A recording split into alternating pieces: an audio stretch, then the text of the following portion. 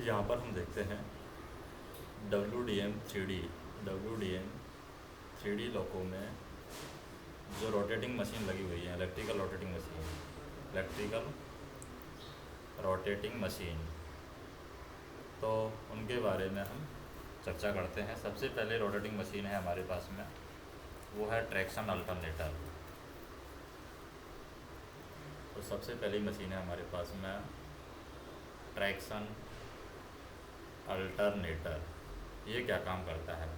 तो traction alternator के बारे में हम बात करें तो सबसे पहले तो ये अल्टरनेटर रूम में लगा हुआ है और यह रोटरी फील्ड वाला 3 फेज एसी अल्टरनेटर है। यानी इसमें रोटर फील्ड होता है, फील्ड जो होता है रोटेशन करता है, तो इसका मतलब हम कह सकते हैं इसको रोटरी फील्ड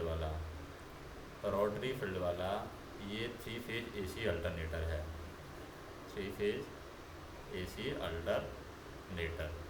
और इसकी फील्ड को, जो इसका रोटर है, रोटर से फील्ड जनरेट होती है, तो इसकी फील्ड को डीजल इंजन की क्रैंक शाफ्ट के साथ जोड़ा गया है। यानी हम कह सकते हैं इसका जो रोटर है, इसके रोटर को किसके साथ में जोड़ा गया है? इसके रोटर को डीजल इंजन की क्रैंक शाफ्ट के साथ में जोड़ा गया है। क्रैंक शाफ्ट है और ये क्रैंक शाफ्ट है डीजल इंजन की, तो डीजल इंजन की क्रैंक शाफ्ट के साथ में इसके रोटर को जोड़ा गया है।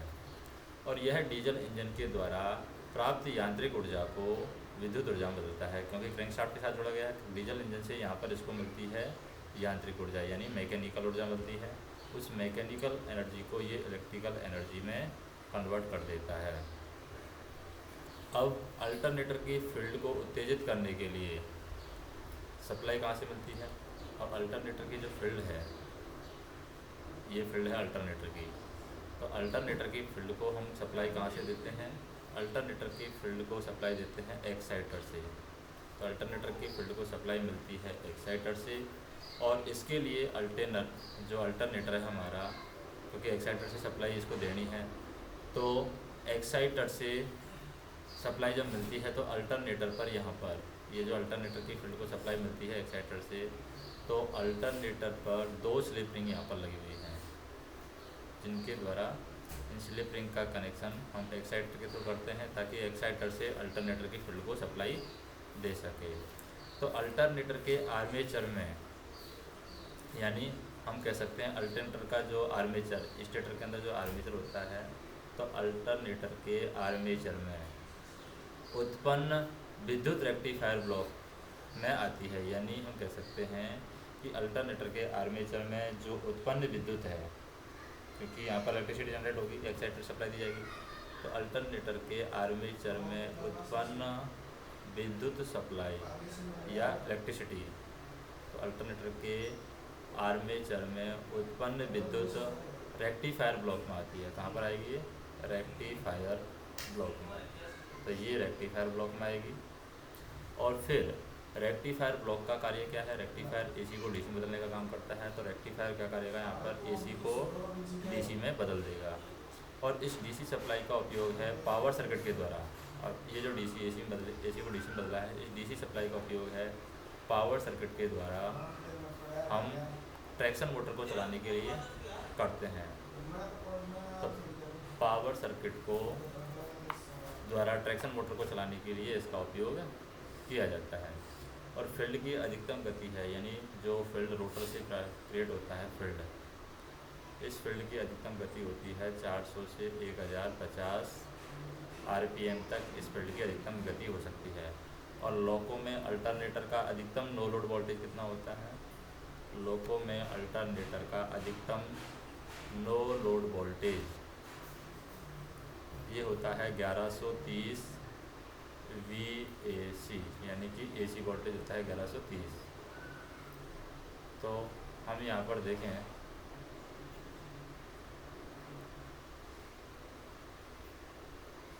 जैसे क्या है, हम ट्रैक्शन अल्टरनेटर के बारे में देख रहे थे।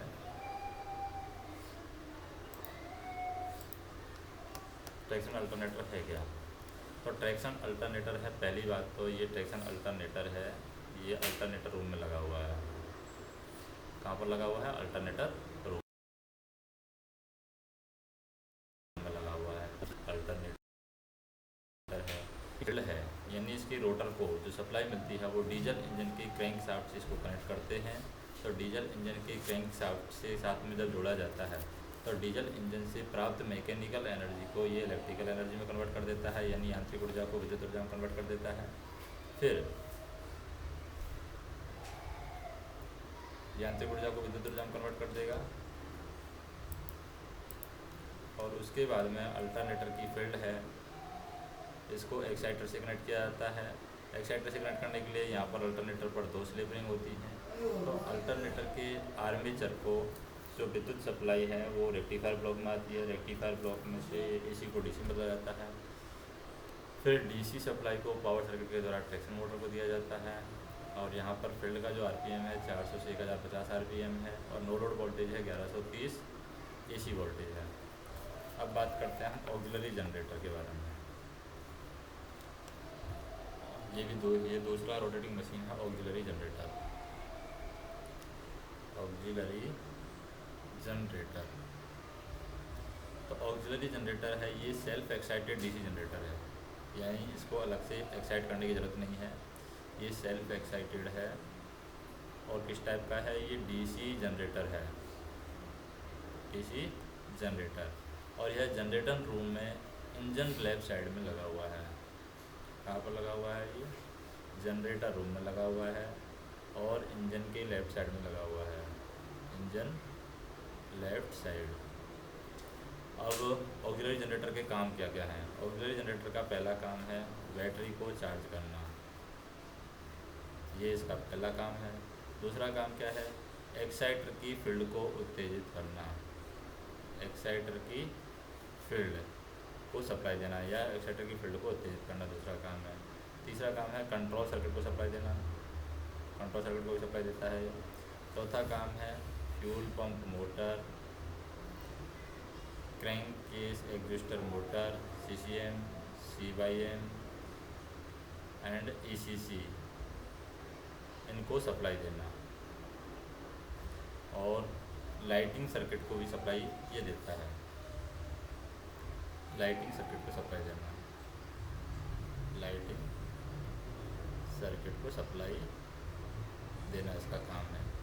तो ऑक्सिलरी जनरेटर के आर्मेचर शाफ्ट पर क्या होता है, ऑक्सिलरी जनरेटर के जो आर्मेचर शाफ्ट है, इस आर्मेचर शाफ्ट पर 43 दांतों वाला एक गियर होता है। ऑक्सिलरी जनरेटर के आर्मेचर शाफ्ट पर 43 दांतों वाला एक गियर होता है और यह गियर बुल गियर के साथ में जुड़ा होता है। ये जो गियर है ये किसके साथ में जुड़ा रहेगा, बुल गियर के साथ में ये जुड़ा रहेगा। और इसकी फील्ड कॉइल में अवशिष्ट चुंबकत्व होता है, यानी जो इसकी फील्ड कॉइल होती है आर्मेचर शाफ्ट की, यानी ऑक्सिलरी जनरेटर की आर्मेचर शाफ्ट है, ऑक्सिलरी जनरेटर की जो फील्ड कॉइल होती है उस फील्ड कॉइल में एक स्पेशल चुंबकत्व होता है, यानी कि हम कह सकते हैं स्पेशल मैग्नेट होता है, मैग्नेटिज्म, स्पेशल चुंबकत्व होता है जिसके आधार पर शुरुआत में जनरेटर विद्युत बनाता है। ये स्पेशल चुंबकत्व की वजह से ये शुरुआत में ही क्या बनाता है, विद्युत बनाता है और बाद में स्वयं से ही उत्पन्न विद्युत के द्वारा इसका फील्ड उत्तेजित होता है। इसी विद्युत से इसका फील्ड है ये उत्तेजित होता है, इस वजह से इसको हम कहते हैं सेल्फ एक्साइटेड। और यह जनरेटर वोल्टेज सेंसर एवं माइक्रो प्रोसेसर की सहायता से, अब ये जो ऑक्सिलरी जनरेटर है ये क्या करता है, ये ऑक्सिलरी जनरेटर हमारा वोल्टेज सेंसर होता है AGAV, ऑक्सिलरी जनरेटर का वोल्टेज सेंसर है।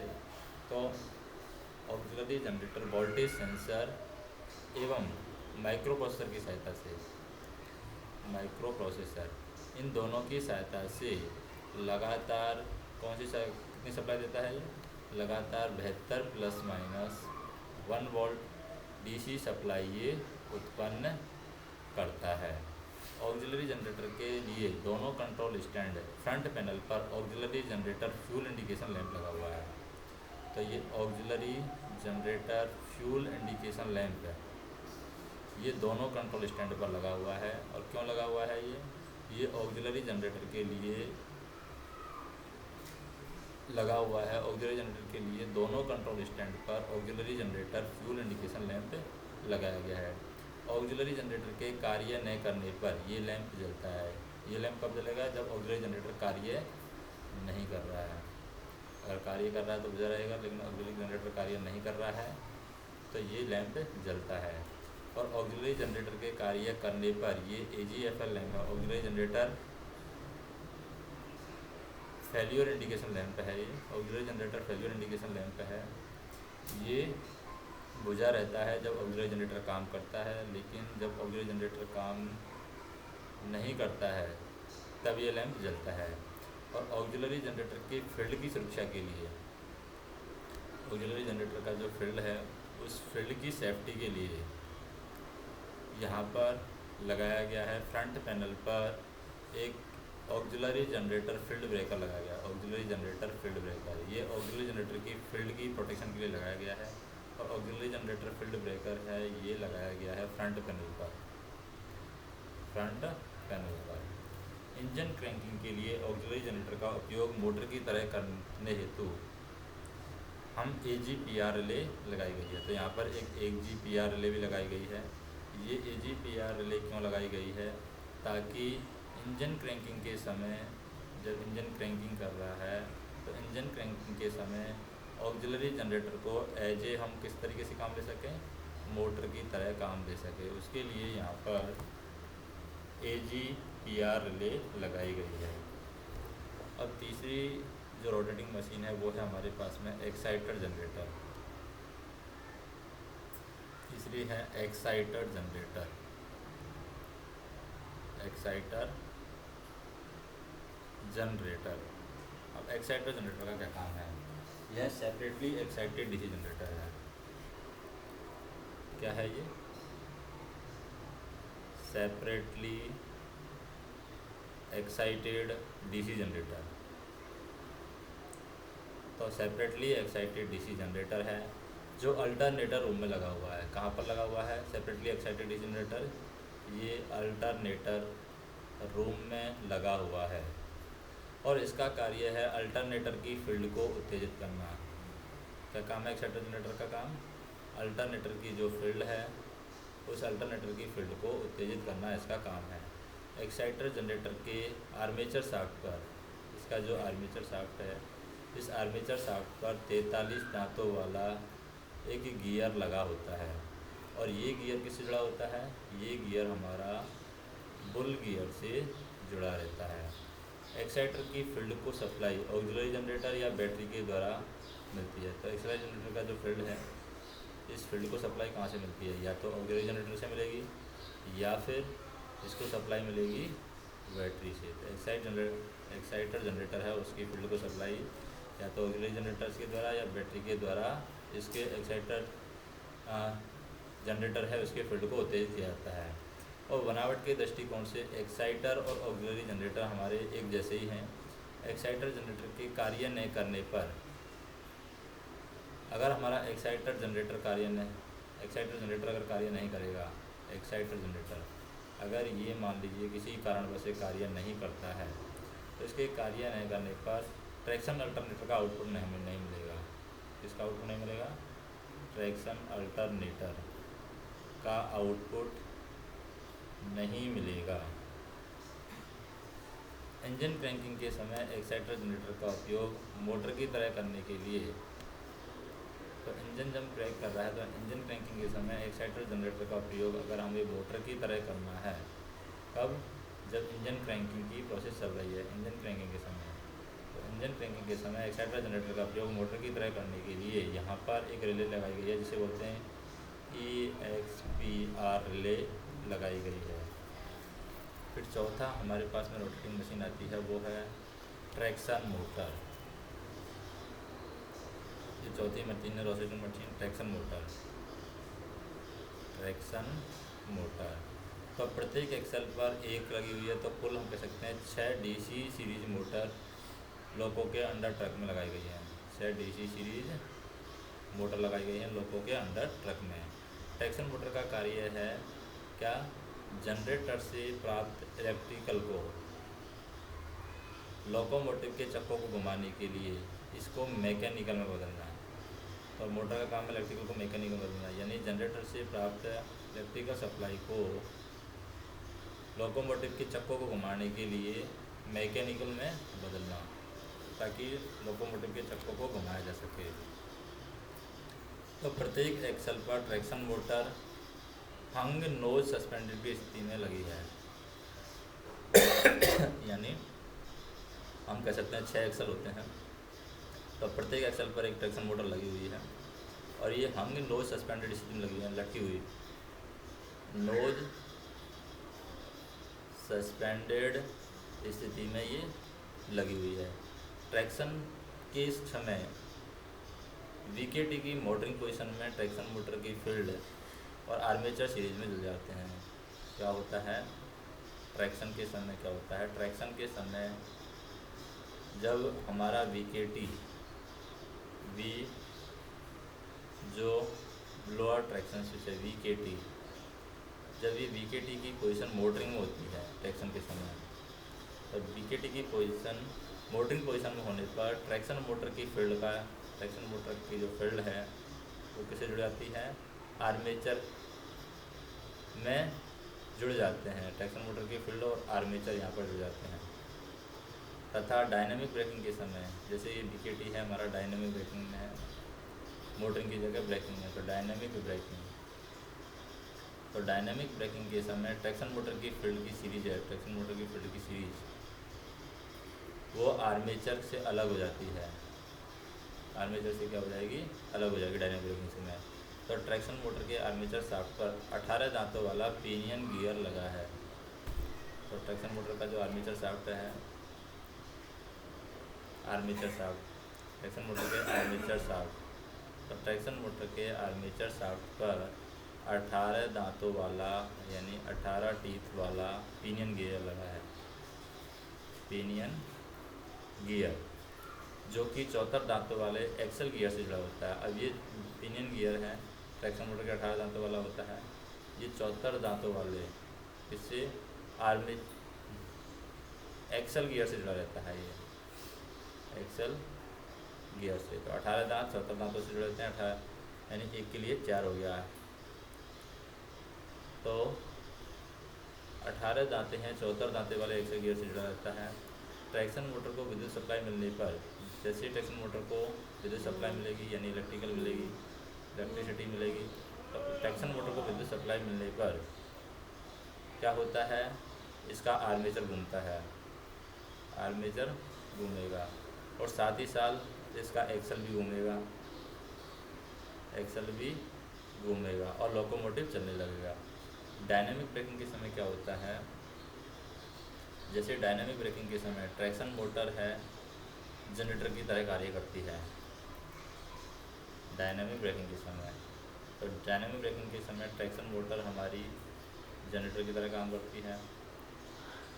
तो जनरेटर की तरह कार्य करके गतिज ऊर्जा को विद्युत ऊर्जा में बदलेगी। तो ये हमारे जनरेटर की तरह कार्य करेगी, ट्रैक्शन मोटर जनरेटर की तरह काम करेगी डायनेमिक ब्रेकिंग में। तो ये क्या करेगी? काइनेटिक एनर्जी को इलेक्ट्रिकल एनर्जी में बदलेगी, काइनेटिक एनर्जी को इलेक्ट्रिकल एनर्जी में, यानी गतिज ऊर्जा को विद्युत ऊर्जा में बदलती है, जिससे लोको की गति कम होती है। अब इससे क्या होगा? जब काइनेटिक एनर्जी को इलेक्ट्रिकल एनर्जी में बदलेगी तो डायनेमिक ब्रेकिंग के समय लोको की स्पीड कम होती है, लोको स्पीड कम होता है, लोको की गति कम होती है।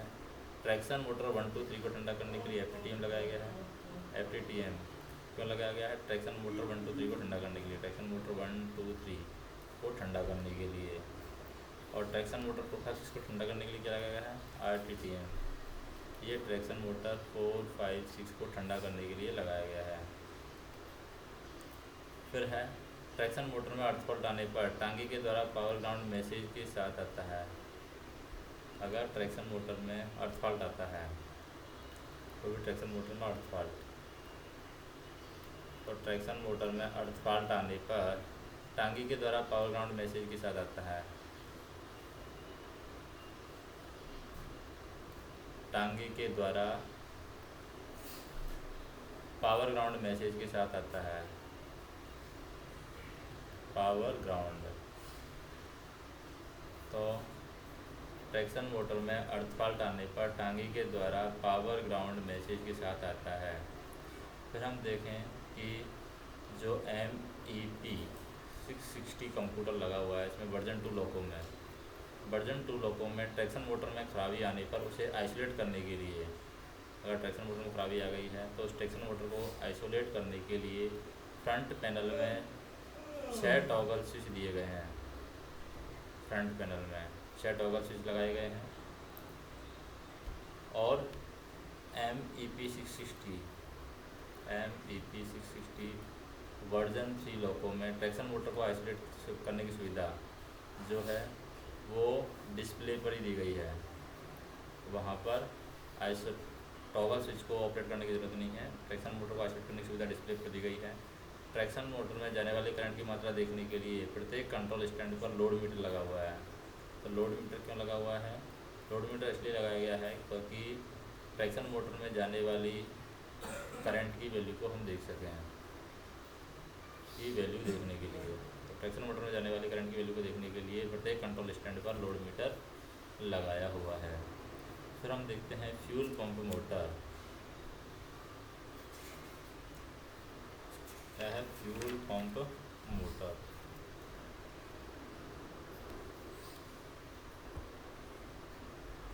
फ्यूल पंप मोटर ये भी हमारी रोटेटिंग मशीन है। तो यह डीसी कंपाउंड मोटर है। फ्यूल पंप मोटर कैसी है? हमारी डीसी कंपाउंड मोटर। और इसका हॉर्स पावर जो होता है HP वो होता है 1 से 1.5 HP तक इसकी हॉर्स पावर होती है। यह engine right side compressor room में लगा है। इंजन राइट साइड कहाँ पर लगा हुआ है? Engine right side compressor room में।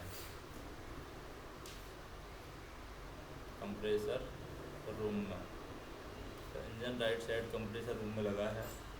इसका कार्य क्या है फ्यूल पंप मोटर का? इसका कार्य है फ्यूल पंप को चलाना। फ्यूल पंप मोटर का कार्य क्या है? फ्यूल पंप को चलाना। फ्यूल पंप को चलाना इसका कार्य है।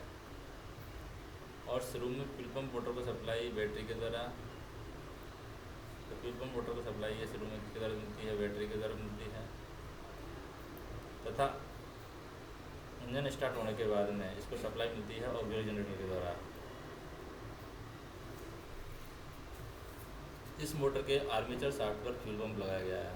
जो फ्यूल पंप मोटर है इसके आर्मेचर शाफ्ट पर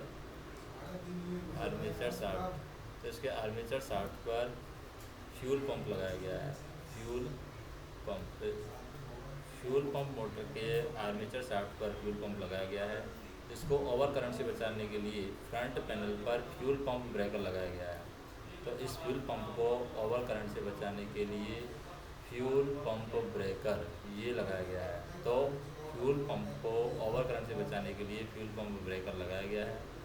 फ्यूल पंप मोटर के जंक्शन बॉक्स में क्या होते हैं? फ्यूल पंप मोटर है उसके जंक्शन बॉक्स में, तो फ्यूल पंप मोटर के जंक्शन बॉक्स में 2 तार लगे होते हैं।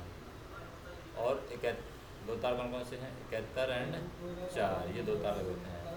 आजकल लोगों पर डीसी कंपाउंड मोटर के स्थान पर AC फ्यूल पंप इन्वर्टर के साथ लगाई गई है। आजकल जो लोगों हैं उनमें डीसी कंपाउंड मोटर के स्थान पर इनके स्थान पर AC फ्यूल पंप इन्वर्टर के साथ लगाई जाती है। AC फ्यूल पंप इन्वर्टर के साथ लगाई रही है। इन्वर्टर में खराबी आने पर उसे बाईपास करने हेतु कंप्रेसर रूम में एक स्विच दिया गया है। मान लीजिए हमारे क्या होता है, इन्वर्टर में खराबी आती है। इन्वर्टर में खराबी आने पर उसे बाईपास करने के लिए कंप्रेसर रूम में एक स्विच दिया गया है। बाईपास करने के लिए कंप्रेसर रूम में एक स्विच दिया गया है।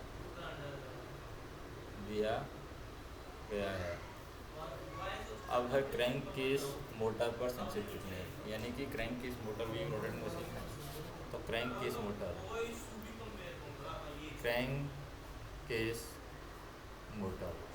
तो क्रैंक केस मोटर पर संक्षिप्त टिप्पणी हम देखें तो यह डीसी कंपाउंड मोटर है। Engine left side power take off end पर लगी हुई है। कहाँ पर है? DC compound motor. तो क्रैंक केस मोटर है, डीसी कंपाउंड मोटर है और ये engine left side take off end पर लगी हुई है। Engine left side take off end पर लगी हुई है। इसका कार्य है इसके शाफ्ट पर लगे ब्लोअर को घुमाना। तो क्रैंक केस मोटर का काम क्या है, इसके शाफ्ट पर लगा हुआ इसके शाफ्ट पर लगे हुए ब्लोअर को घुमाना इसका काम है, जिसके द्वारा क्रैंक केस में उत्पन्न गैसेज को बाहर निकाला जाए। अब ये क्रैंक केस मोटर के शाफ्ट पर जो ब्लोअर लगा हुआ है, ये ब्लोअर क्या काम करता है, ये ब्लोअर क्रैंक केस में जो उत्पन्न गैसेज हैं उन गैसेज को बाहर निकालने का काम ये करता है, जिसमें क्रैंक केस में पार्शियल वैक्यूम, जब ये गैसेज बाहर निकलती हैं तो क्रैंक केस में क्या बनेगा, क्रैंक केस के अंदर पार्शियल वैक्यूम बनेगा, पार्शियल वैक्यूम। तो क्रैंक केस के अंदर पार्शियल वैक्यूम बनता है। शुरू में यह मोटर बैटरी की सप्लाई से चलती है। क्रैंक केस मोटर सबसे पहले बैटरी की सप्लाई से चलती है और बैटरी की सप्लाई के बाद में इंजन स्टार्ट होने के बाद में ये ऑक्सिलरी जनरेटर के साथ या ऑक्सिलरी जनरेटर के द्वारा चलती है। क्रैंक केस मोटर के लिए दोनों कंट्रोल स्टैंड पर क्या लगा हुआ है, CCM फेल्यूर इंडिकेशन लैंप लगा हुआ है। CCM crank case exhauster failure lamp लगा हुआ है, फेल्यूर लैंप दोनों कंट्रोल स्टैंड पर लगा हुआ है, दोनों कंट्रोल स्टैंड। तो दोनों कंट्रोल स्टैंड पर CCM फेल्यूर इंडिकेशन लैंप लगा हुआ है। CCM के कार्यरत होते ही यह लैंप बुझ जाता है। जैसे ही क्रैंक केस एग्जॉस्टर मोटर कार्य करती है तो यह लैंप बुझ जाता है, और जैसे ही CCM ओवर करंट से बचाने के लिए फ्रंट पैनल पर क्रैंक केस एग्जॉस्टर लगा हुआ है। तो यहाँ पर CCM को ओवर करंट से बचाने के लिए क्या गया है, crank case exhauster CEB crank case exhauster breaker, crank case exhauster breaker. तो क्रैंक केस एग्जॉस्टर ब्रेकर है, ये CCM को ओवर से करंट से बचाने के लिए लगाया गया है। CCM को ओवर करंट से बचाने के लिए, तो CCM को ओवर करंट से बचाने के लिए क्रैंक केस एग्जॉस्टर ब्रेकर लगाया गया है। क्रैंक केस एग्जॉस्टर ब्रेकर के ऑफ या ट्रिप होने पर डिस्प्ले पर मैसेज आता है। तो क्रैंक केस एग्जॉस्टर ब्रेकर है, क्रैंक केस एग्जॉस्टर ब्रेकर। तो इसके डिस्प्ले ऑफ या ट्रिप होने पर, क्या होने पर, ऑफ या ट्रिप होने पर डिस्प्ले पर मैसेज आता है, डिस्प्ले पर मैसेज आ जाएगा। नेक्स्ट हम देखें dynamic braking blower motor, VKBL है।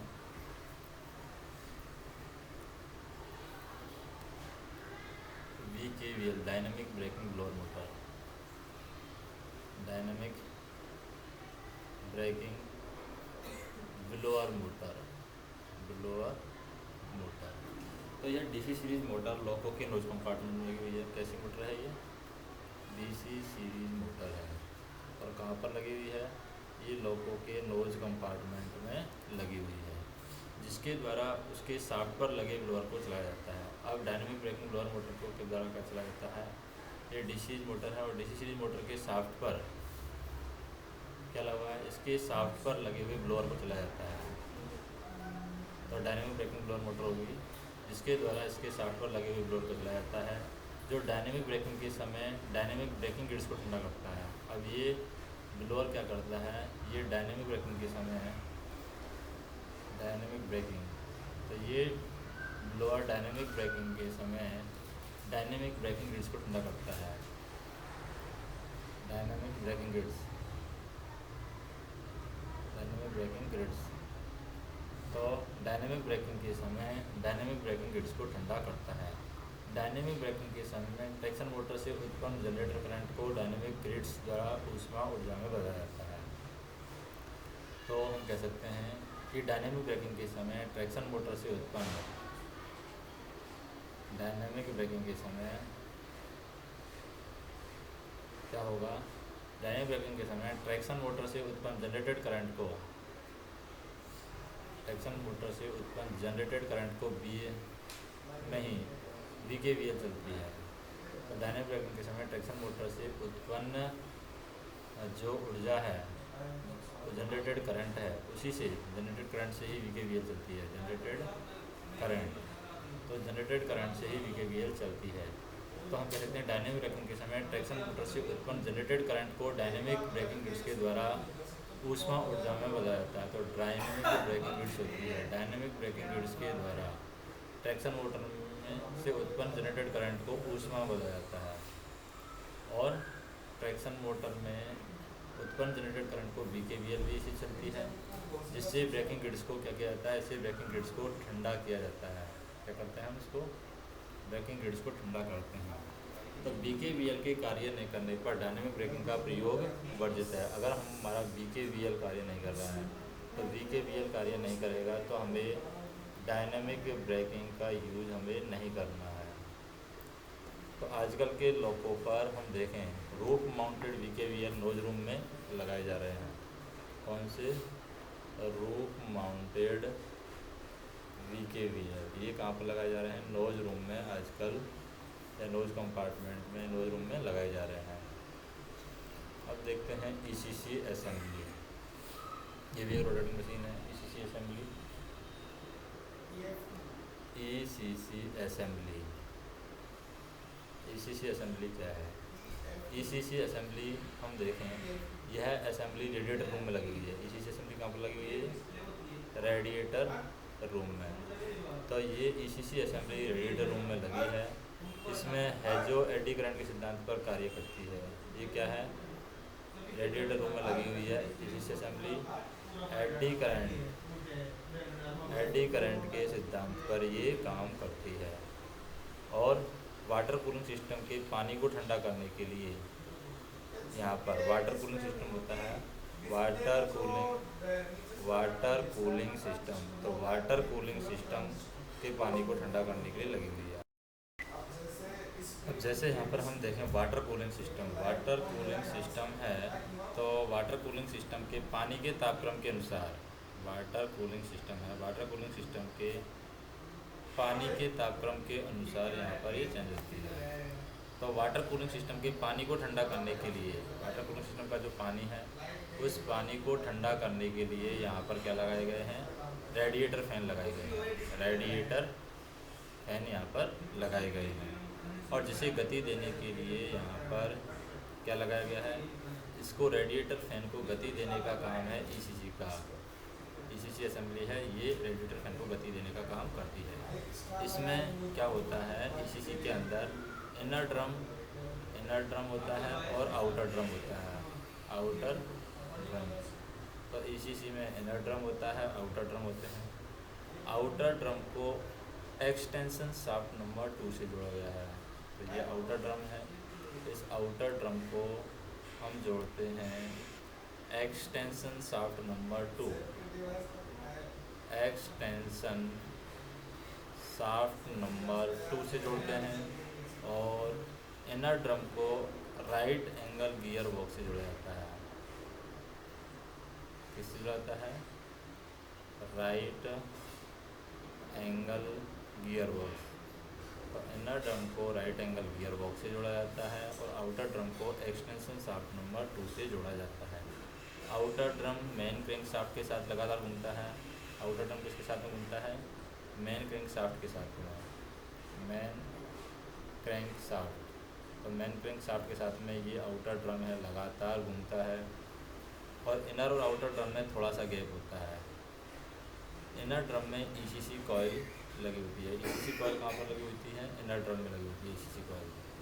हम कह सकते हैं ECC कॉइल कहाँ पर लगी हुई है, इनर ड्रम में लगी हुई है। वाटर कूलिंग सिस्टम के पानी के तापक्रम के अनुसार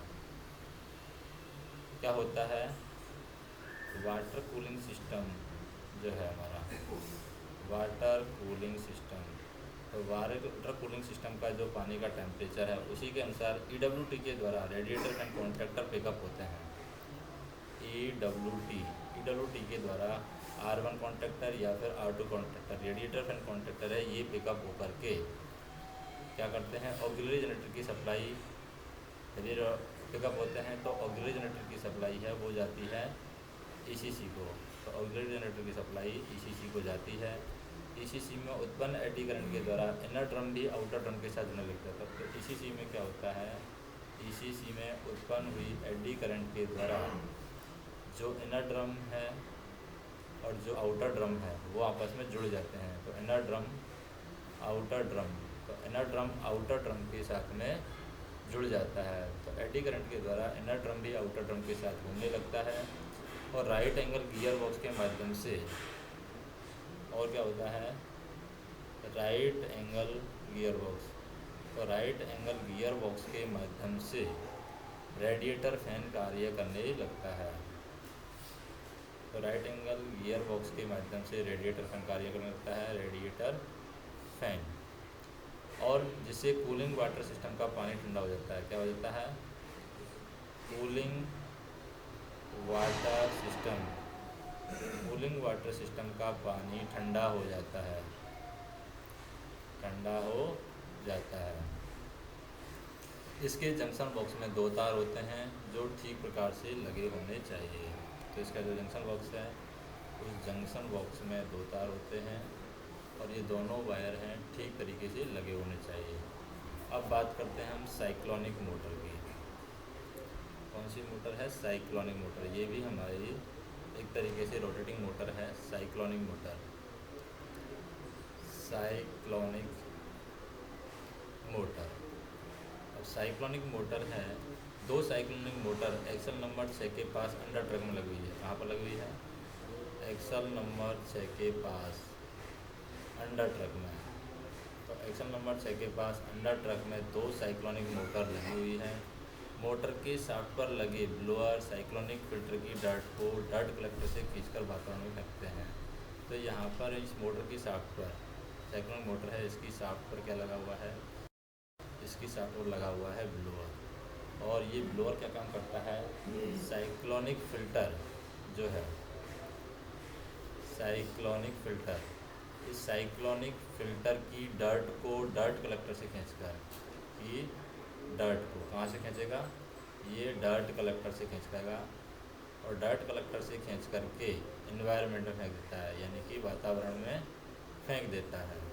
साइक्लोनिक मोटर के लिए लोको कैब में सर्किट ब्रेकर लगाए गए हैं। तो यहाँ पर साइक्लोनिक मोटर के लिए क्या किया गया है, लोको कैब के अंदर सर्किट ब्रेकर लगाए गए हैं, सर्किट ब्रेकर। तो साइक्लोनिक मोटर के लिए लोको कैब में सर्किट ब्रेकर लगाए गए हैं।